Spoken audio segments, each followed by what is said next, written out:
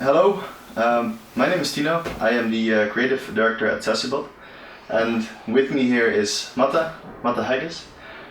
He is the writer of Fragments of Him that you may have seen pass on the channel before, a game that we released earlier this year.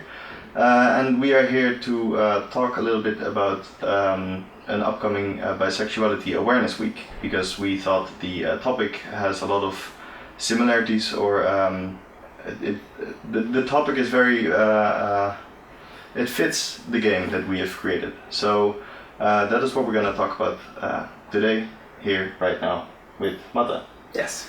Before we do that though, Mata, in your words, can you introduce yourself a bit more? So I'm Mata Haggis. I am a professor at NHTV University in the Netherlands, and I've known Tino and Elwin from Sassybot for many years now, and we decided to collaborate together to make a video game. I've always been very interested in narrative. These guys kind of supported me in that, so we put together a game which has a lot of kind of real world parts of it, a lot of things from my own life in it, and we released it earlier this year on Xbox and Steam and Humble, and we're going across onto PlayStation. That's what's in progress at the moment, and hopefully a lot of people like it. Yeah, and the reason we are sitting here talking together is we looked at the calendar and we saw a awareness week coming up supporting bisexuality, and that just so happens to be one of the themes in Fragments of Him. And who better to discuss this with than with Mata? Yeah, I mean it's actually, I mean, one of the interesting terms is that it's people talk about it as having gay themes or a bisexuality theme or something like that. But really, I wrote it as just a reflection of the real world. So it's a story that has bisexuality in it. And whether that makes it a theme or not, it feels kind of weird to use an identity as a theme. It's just who I am. It's who these characters are. It's a real thing from the real world. So I've heard from kind of Black Lives Matters movements, people sort of saying making black a political statement. They go, don't make my colour a political statement, and it feels almost like a sexuality is just it's so much part of who I am. It's so much part of who the people are around the world who are bisexual like myself, or gay, or straight, or trans, or asexual, and all the other variations within that, or pansexual, which is another term that's often used. And it's just reality rather than a theme, but I see why people say that, because people like to group things. And sometimes grouping is really handy so people can find stuff, but at the other times it can feel kind of strange that an identity becomes political or becomes an identifier in an uncomfortable way. Because usually when we either pitch Fragments of Him or explain someone about Fragments of Him, or someone has played it, one of the questions that often comes up is this like an autobiography game? How much of this is your own experience, or where did you get the inspiration from? Can you speak more about that? The game is inspired by a lot of events from my own life. We have 4 characters within there, and each of them are reflections of myself, reflections of people I've known, reflections of conversations I've had over the years.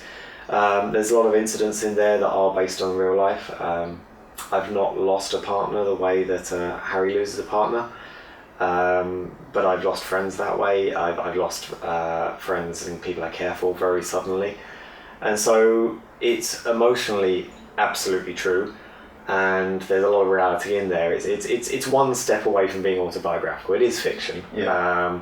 It is written in the same way that a dramatist writes a play. Yeah. But yeah, so in the Sarah's story is very, very close to my heart. There's a lot there that is extremely accurate to some of my experiences from university and the times that I was living in. Yeah. And also just beyond the kind of elements of kind of relationships, there's a lot of the real world poured into that. So I was showing a trailer at a meetup in London fairly recently, And the guy was, oh, I know that place. Yeah, I've been there. Yeah. So we've used all the real locations. We've used all the items from my childhood. There's some bookshelves over here, and quite a few of these books actually turn up.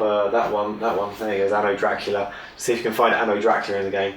Shout out to Kim Newman. Yeah. A lot of these things that are drawn from my life, but it's also what the characters would like. What would they be reading? What would they engage with? And at that particular time in history, so try to keep it as real to the period and real to the people, and really bring out their personalities with every single thing in that world. Yeah, what really struck me was when I read the script, just reading the script before, while we were doing pre-production and production itself, I kept getting goosebumps, because a lot of elements in the story are so very universal to, it doesn't need to apply directly to what you've gone through. But I was, for example, in a relationship with a girl, and she broke up with me because she wanted to be with another girl. And while I was very sad of that happening, I really cared for her a lot. I did support her all the way in that she thought differently about this, and I just wanted her to be happy, but that really struck a chord with me, because and that was primarily Sarah's arc. Yeah, it's a big chunk of Sarah's arc, and I think one of the, it's very complicated kind of bisexuality, because it is different, but in many ways it's really, really not. Yeah. To me, it's really about a person caring for another, and it doesn't really matter what gender that is. Absolutely. I mean, I feel more confused by to use the term monosexualities, so gay orientation or heterosexual orientation. I feel I in my core, in the way that I think, for example, a straight person does not it says they don't understand people being gay. At my core, I don't really get how people decide to go, oh, you're really cool, you're very attractive, but your genitalia is the wrong shape for my particular taste. Yeah. Or your gender choice does not fit my particular taste. Because it's not always about bodies, it's about how people gender themselves as well. Yeah. And that's part of bisexuality as well. Because I've always identified with being straight. I like women, but I completely understand and support people having different views in this. And for me, this awareness week that is going on, it sort of helps put this topic into the light, so that it doesn't become something that is sort of like put in the closet and kept in the closet and put under the rug and not discussed. So that is for me really valuable about having these moments of awareness, that it's okay to like people of other genders. What's the big deal? Yeah, and I think bisexuality does need individual highlighting. I think this is something that we see a lot, in that lesbian culture has its own kind of profile. We see gay culture having its own profile. And obviously transgender rights and visibility has improved a lot, especially in the last 5 years, but in the last 20 years I think those have come forwards a really, really long way. But bisexuality seems to have not progressed as far. That might be my just personal perception of it, but it doesn't seem like it's become as visible.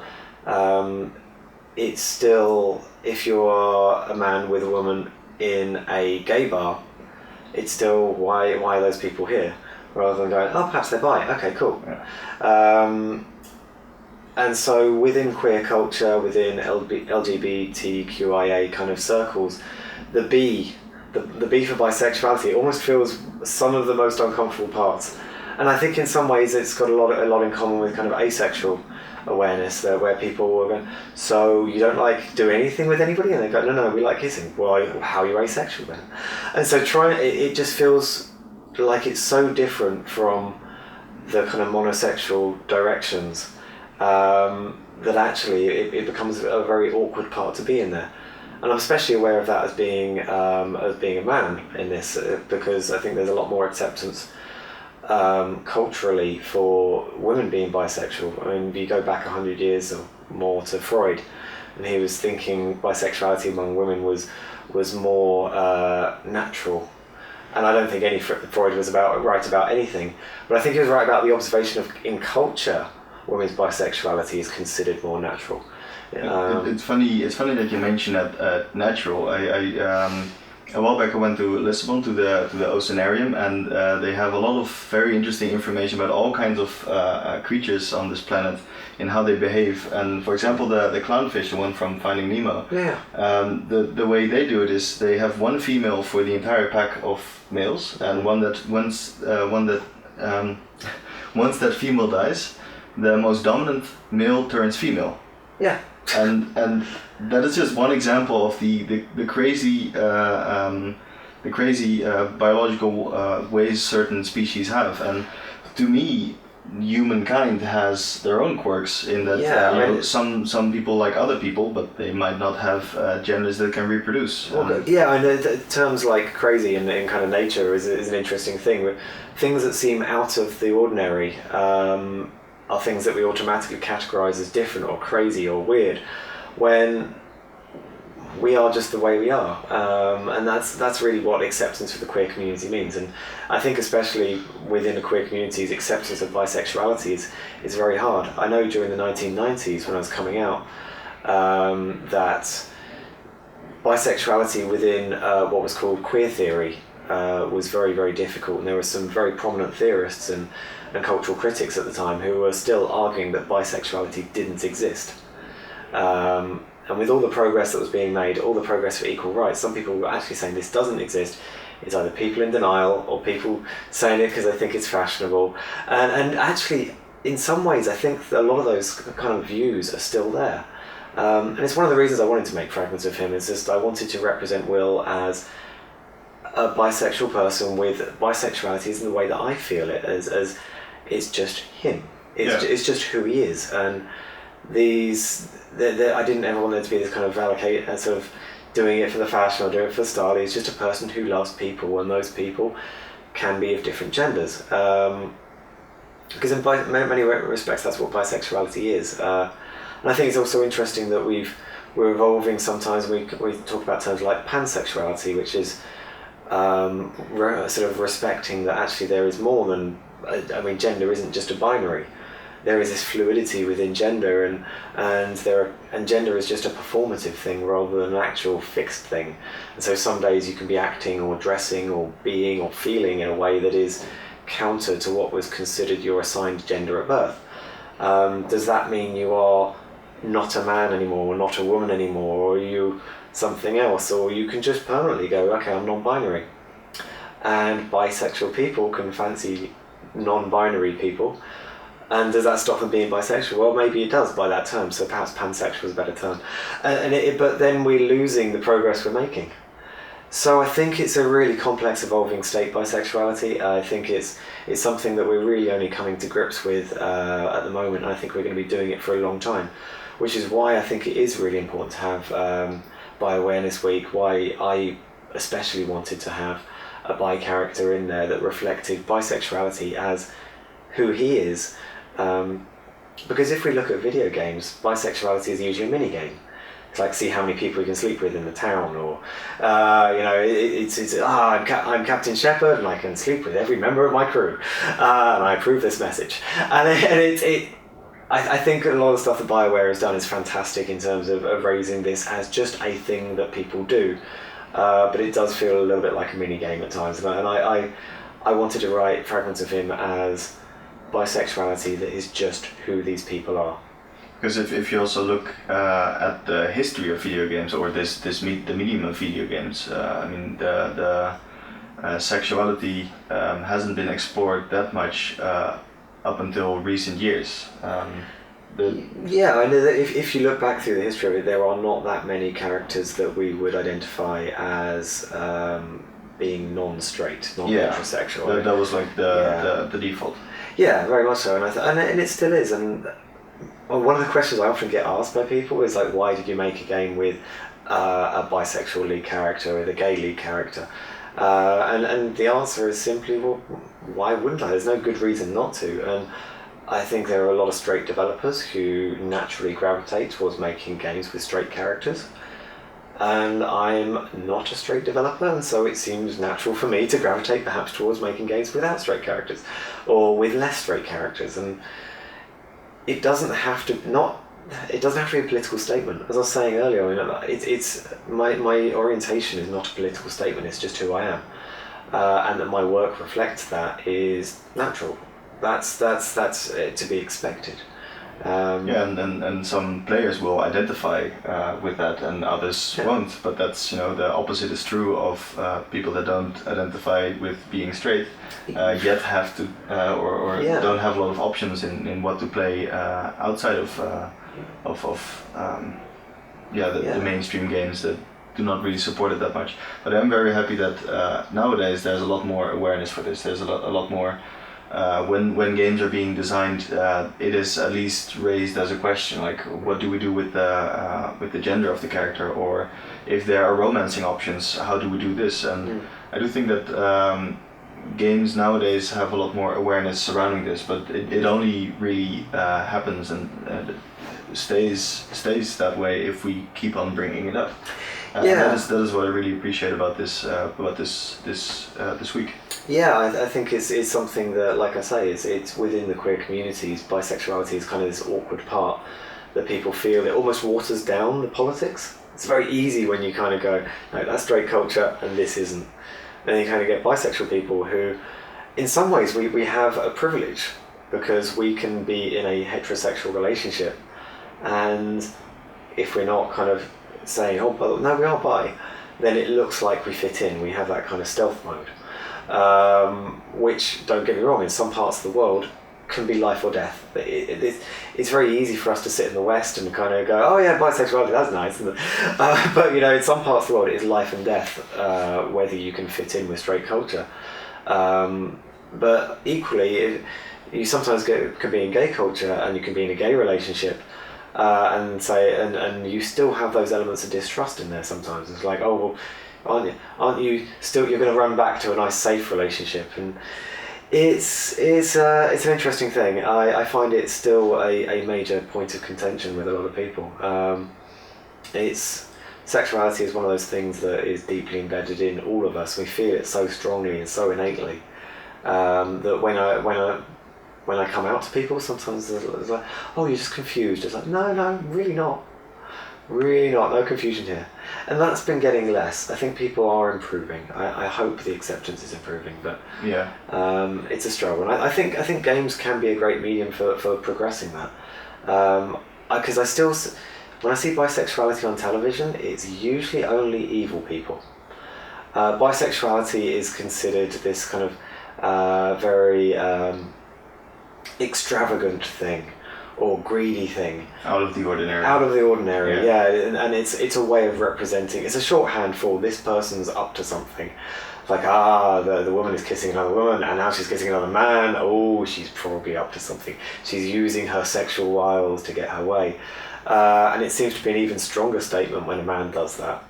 And if you just watch television for the next month and just notice when you see a bi character and see whether their bisexuality seems to be reflecting some sort of inner turmoil or mental illness or a demonic possession or something. And I loved the TV series Penny Dreadful. I thought it was great, really good acting, some really interesting stuff in there. But all the bi characters were all evil. And it's that's my sexuality being represented as evil again. There was an interview with Paul Verhoeven, and this is being filmed in the Netherlands, a Dutch director, and he directed Basic Instinct. And somebody said to him, "Why is Catherine the lead character in Basic Instinct? Why is she bisexual?" He said, "Catherine is the devil. That's why she's bisexual." Really? Yeah, and it's just like to be evil, you must be bi. It's just part of the package, and it's really interesting the way that this sexuality is so considered so disruptive to so many kind of discourses, to use kind of the academic terms for it. And that's again why I think it's important that Bi Awareness Week exists. It's one of the reasons that Will is bi in the game. I mean, I made him bi because I am bi and I wanted that character to be in there. But I'm happy with the political statement it makes. But the game wasn't made as a political statement, it was made as a piece of theatre, as a piece of art, as a game, as an entertainment. And it has characters that reflect my life in it. But I can see how it aligns with political causes, and I think it's I'm very happy with that alignment. But it's written primarily to be a damn good story. Yeah, I really hope that with this this raised awareness that this medium will grow from it, that more people will find acceptance, and that also more people will see their identity reflected in the games that are yet to be designed and yet to come. Yeah, I'd like to see more bi characters that aren't mentally ill or possessed by demons. Yeah. And I hope that's not too high a goal to set. In 10 years' time, hopefully that'll be the average. Bi people who are just normal characters. Yeah. Maybe. But there are some people doing great work out there. BioWare, keep up the great work, please. There's a lot of people pushing for this stuff. There's a lot of great people in our community who are working damn hard at this. And if you're working on this kind of stuff, please keep it up. It's really appreciated.